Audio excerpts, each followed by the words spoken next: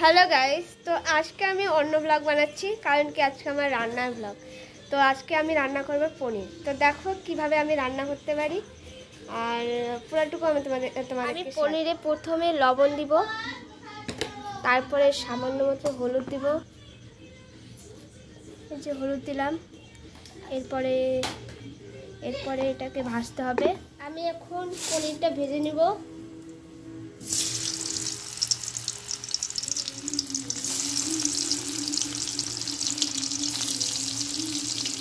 আমি জল নিয়েছি, জলে দিয়ে দেবো লবণ। পনিরগুলো ওই জলে একটু ভিজিয়ে রাখবো, তারপরে আমি আলুটা ভেজে নেব।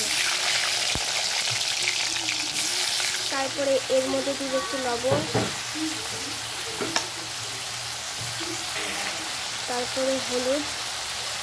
আলুটা আমার ভাজা হয়ে গেছে, এখন আলুটা উঠাবো।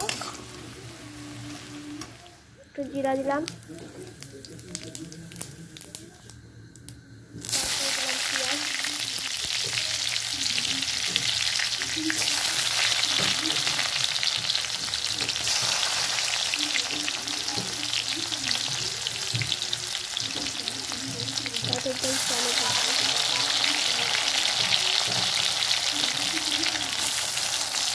এটা ভাজা হয়ে গেছে। এখন দিব আমি মশলা।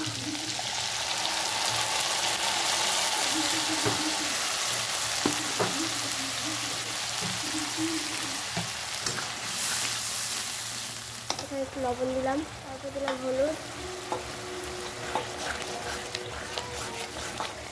তারপর দেবো আমি আলু।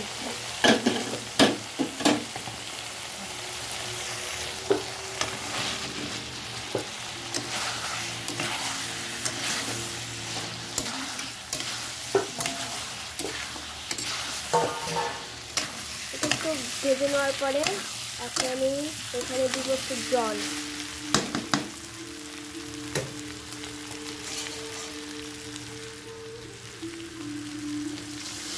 যে জলটাতে আমি পনির ভিজিয়ে রাখছিলাম ওই জলটা দিয়ে দিলাম।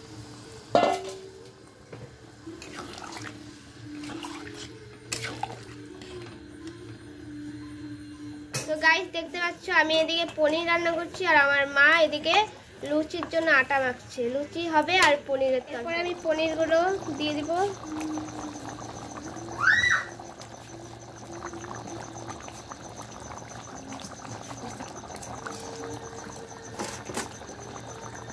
এরপরে আমি দিব গরম মশলার গুঁড়া।